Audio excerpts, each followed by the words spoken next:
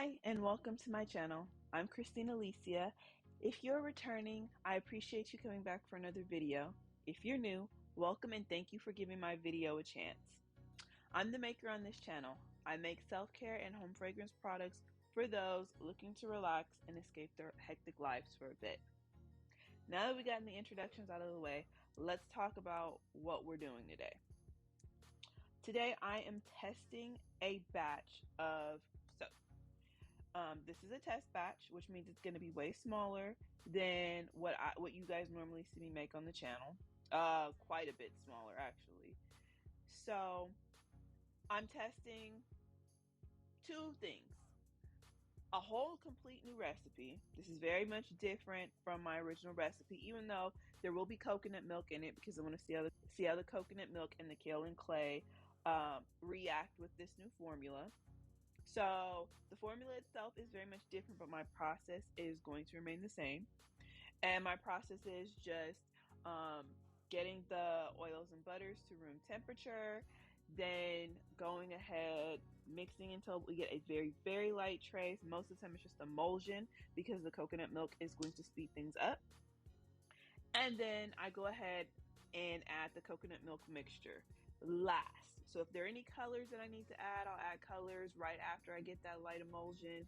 But the coconut milk goes in last because the coconut milk is a mixture of coconut milk, kale and clay. If there's titanium dioxide that I only need for a little bit, sometimes that will be in there. But usually it's just coconut milk, kale and clay, and fragrance oil. And because the coconut milk and sometimes the fragrance oil will speed things up, I add them at the same time at the end and kind of give it a hand stir. So today I've switched up a bunch of different oils and butters. I've swapped out olive oil for canola oil. I've added some cocoa butter. I'm also testing the fragrance oil. That wasn't in the original plan, but one of my subscribers asked about the Oakmoss Amber from the Midwest Fragrance Company video that I filmed a couple months back. So I will be testing that to see how well it does. As you can see with this particular batch, it's taking quite a bit of time. This soap recipe, from what I can see so far, is behaving really well. It's taking quite a bit of time to even get to trace. And that's something that I personally really like because it gives me a lot of time to work with it. And if I want to add colors or do specific designs, I have time to do that.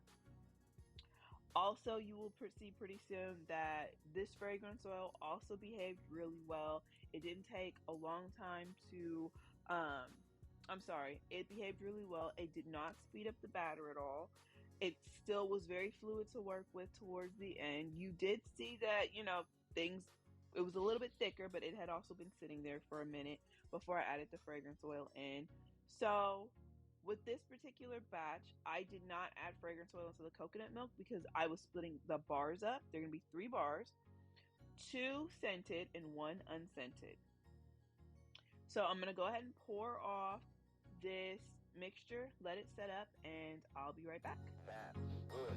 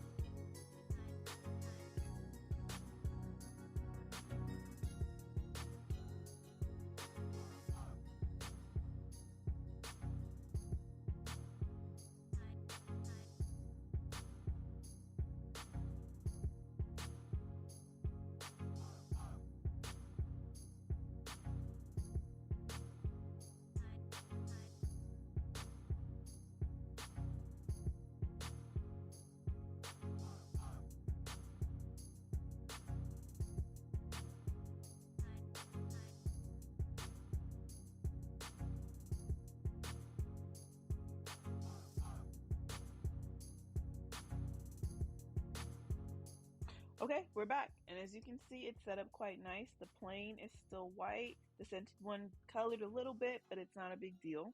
So let's do a quick test on this plain one. You'll see this one came out of the mold and it was a little bit more sticky than the other two, and I think that's just because that particular bar got a little bit more coconut milk than the rest of the batch.